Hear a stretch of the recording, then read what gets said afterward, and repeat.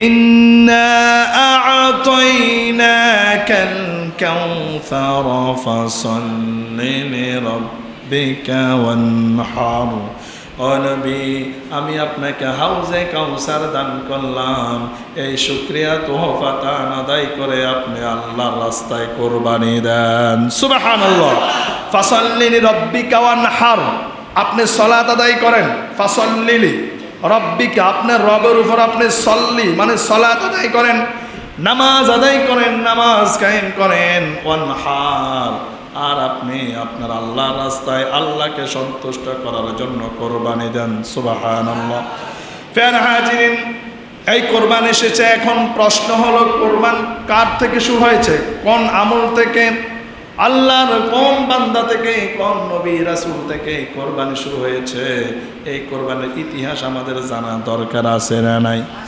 আল্লাহ তাআলা কোরআনের অন্য জায়গায় আল্লাহর নবী মুহাম্মদ সাল্লাল্লাহু আলাইহি ওয়াসাল্লামকে আদম আলাইহিস সালামের দুই সন্তান কাবিল এবং হাবিলের ঘটনা বর্ণনা করলেন। সুবহানাল্লাহ। আল্লাহ তাআলা এর আগে বলছেন, নবী আপনি যে নামাজ পড়বেন, আপনি যে কোরবানি দিবেন, আপনি যে হজ করবেন, যাকাত দিবেন, সব কিছু হতে হবে একজনকে সন্তুষ্ট করার জন্য। তিনি কে? কুল ইন্না সালাতি ওয়া নুসুকি ওয়া মাহইয়ায়া ওয়া মামাতি লিল্লাহি রাব্বিল আলামিন। জোরে বলুন আল্লাহু আকবার। নবী আপনি বলুন, কুল ইন্না সালাতি ওয়া নুসুকি ওয়া মাহইয়ায়া ওয়া মামাতি লিল্লাহি রাব্বিল আলামিন।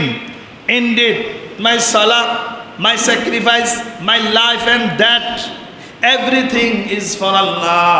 নিশ্চয় আমার নামাজ, আমার সালাত, আমার হজ, আমার যাকাত, আমার জীবনের শুরু থেকে শেষ পর্যন্ত আমার হায়াত মত সকল কিছু একজনের পায়ের নিচে একজনকে সন্তুষ্ট করার জন্য। তিনি কে? আমরা নামাজ পড়ি কাকে সন্তুষ্ট করার জন্য? আল্লাহকে সন্তুষ্ট করার জন্য। আমরা রোজা রাখি একজনকে সন্তুষ্ট করার জন্য। তিনি কে?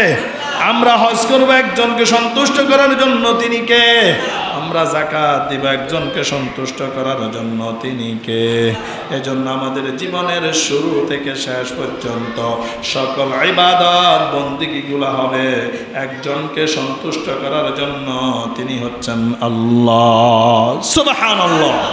আল্লাহ তাআলার জন্য তার নবী মুহাম্মদ সাল্লাল্লাহু আলাইহি সাল্লামকে বলছেন, নবী আপনি বলুন, কুল ইন্না সালাতি ওয়া নুসুকি ওয়া মাহইয়ায়া ওয়া মামাতি লিল্লাহি রাব্বিল আলামিন। জোরে বলি সুবহানাল্লাহ।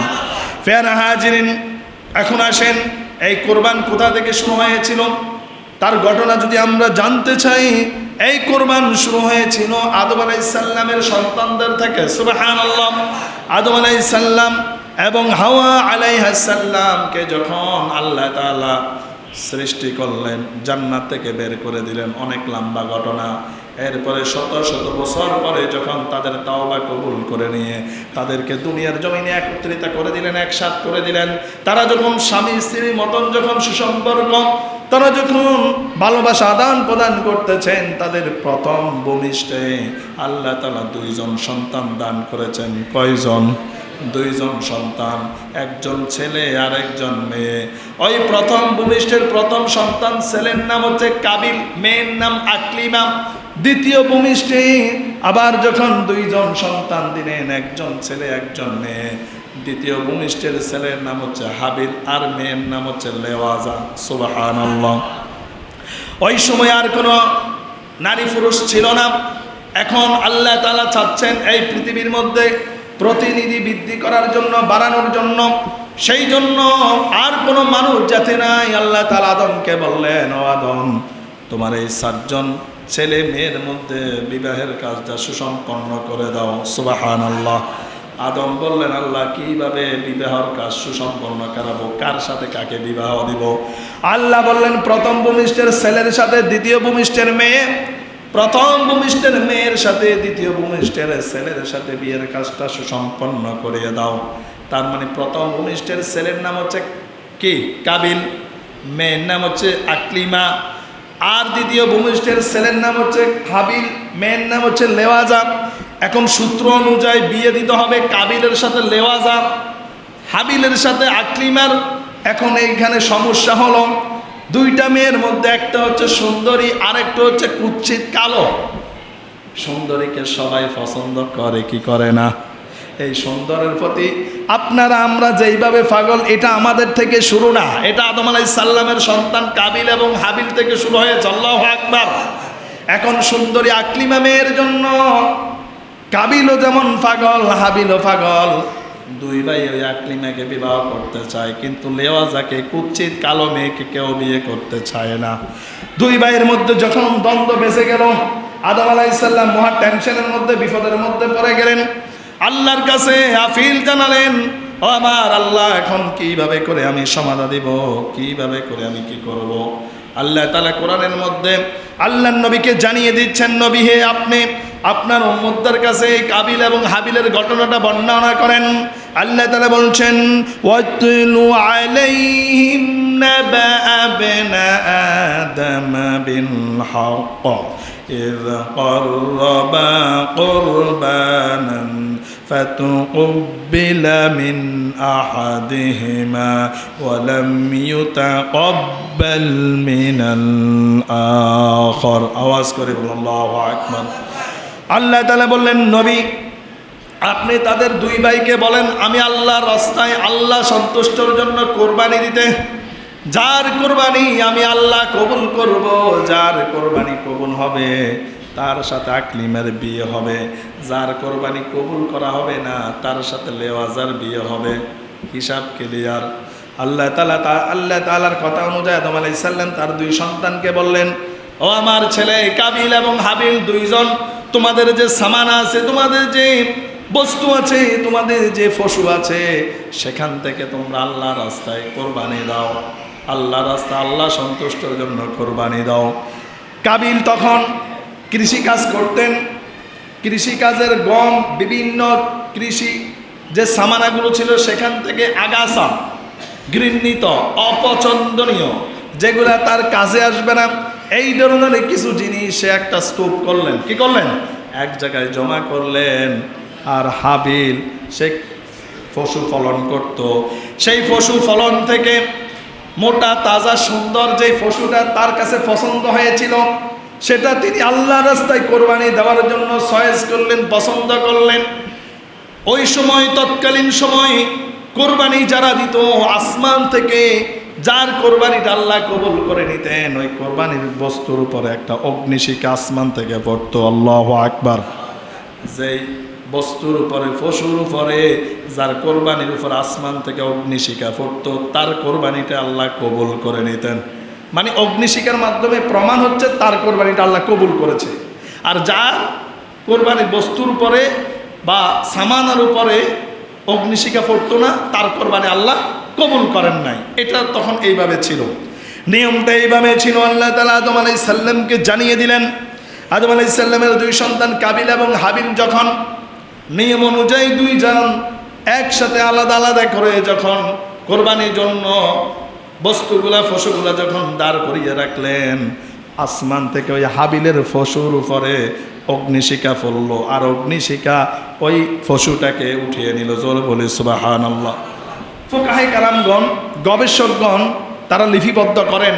তাফসীরের মধ্যে গবেষণা এসেছিল যে ইব্রাহিম আলাইহিস সালাম যখন তার সন্তান ইসমাইলকে যখন কোরবানি দিয়েছিলেন, কোরবানি দেওয়ার সময় আল্লাহ আসমান থেকে যে একটা পশু দুম্বা পাঠিয়েছিলেন, এই দুম্বাটা হচ্ছে ওই যে হাবিলের সেই দুম্বা। সুবহানাল্লাহ।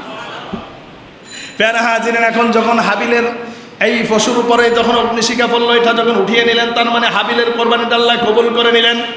হাবিলের কোরবানি যখন আল্লাহ কবুল করে নিলেন, তার মানে হাবিলের সাথে আকলিমের বিয়ে হবে, কাবিলের সাথে লেওয়াজার বিয়ে হবে। কাবিল হচ্ছে বড় ভাই, হাবিল হচ্ছে ছোট ভাই। এখন কাবিল তো জালেম ছিল, কাবিল আল্লাহর উপরে একত্ববাদ ছিল না, আল্লাহর উপরে সন্তুষ্ট ছিল না, যার জন্য সেই আগাছাগুলাকে কোরবানির জন্য প্রস্তুত করেছেন। কাবিলকে জন্য আল্লাহ পছন্দ করেন নাই, হাবিলের কোরবানিটা আল্লাহ পছন্দ করেছেন। কাবিলের কোরবানি যখন পছন্দ আল্লাহ কবুল করেন নাই, কাবিল যখন তার বোন আকলিমাকে বিয়ে করতে পারবে না, তখন কাবিল তার ছোট ভাই হাবিলকে বলল, ক্বালা লা আक़তুলান্না ক্বালা ইন্নামা ইয়াতাকাব্বালুল্লাহু মিনাল মুত্তাকিন। জোরে বলুন সুবহানাল্লাহ। বড় ভাই কাবিল বলল, আমি তোমাকে হত্যা করব। আমি তোমাকে কি করব? আমি তোমাকে হত্যা করব। ক্বালা লা আকতুলান্নাকা, আমি তোমাকে ক্বালা ইন্নামা ইয়াতাকাব্বালুল্লাহু মিনাল মুত্তাকিন, আমি তোমাকে হত্যা করব, আমি তোমাকে কতল করব। ছোট ভাই বলল, ভাই তুমি যদি আমাকে কতল করতে চাও, তুমি যদি আমাকে হত্যা করার জন্য আমার গায়ে আঘাত করো, আমি তোমাকে কতল করব না, আমি তোমাকে হত্যা করব না, আমি তোমাকে আঘাত করব না। কারণ আমি এই জন্য তোমাকে আঘাত করব না, এই জন্য তোমার গায়ে আমি হাত দেব না। ইন্নী আখাফুল্লাহ রাব্বাল আলামিন, কারণ আমি তো তোমাকে ভয় করি না, আমি মৃত্যুকেও ভয় করি না, আমি ভয় করি একজনকে, তিনি হচ্ছেন আমার আল্লাহ। সুবহানাল্লাহ। ইন্নী আখাফুল্লাহ রাব্বাল আলামিন, আখাফ মানে ভয়, আমি তো ভয় করি একমাত্র আমার রবকে, আমার আল্লাহকে। জোরে বলুন সুবহানাল্লাহ। ফেন হাজিরিন, এজন্য আবার হাবিল তার ভাইকে বলল, আল্লাহ তাআলা তো মুত্তাকি ব্যক্তির কোরবানিটাকেই কবুল করে নেন, পছন্দ করে নেন। আল্লাহ তাআলা যার কোরবানির মধ্যে তাকওয়া থাকবে না, মুত্তাকি ফরজকারিতা থাকবে না, আল্লাহর সন্তুষ্টতা থাকবে না, তার কোরবানি আল্লাহ তাআলা কবুল করবেন না। ইন্নামা ইয়াতাকাব্বালুল্লাহু মিনাল মুত্তাকিন, আল্লাহ তাআলা মুত্তাকি ব্যক্তির কোরবানিটাই কবুল করে নেন। জোরে বলুন সুবহানাল্লাহ। ফের হাজিরিন, তার মানে এই কোরবানি শুরু হয়েছিল আদম আলাইহিস সালামের প্রথম সন্তান এবং দ্বিতীয় সন্তান কাবিল এবং হাবিল থেকে। জোরে বলুন সুবহানাল্লাহ। এইভাবে করে ধাপে ধাপে কোরবানি দিচ্ছে। আল্লাহ তাআলা কোরআনের অন্য জায়গায় জানাচ্ছেন, এই পৃথিবীতে যত নবী রাসূল এসেছিল, নবী রাসূলদের যত উম্মত এসেছিল, সকলের উপরে আমি আল্লাহ তাআলা কোরবানির বিধানটা রেখে দিয়েছিলাম। তার মানে কোরবানি শুধু আমাদের থেকে, ইব্রাহিম আলাইহিস সালাম থেকে শুরু না, ইব্রাহিম আলাইহিস সালামেরও আগে আদম আলাইহিস সালামের 2 সন্তান থেকেই কোরবানি শুরু হয়েছে। জোরে বলুন সুবহানাল্লাহ।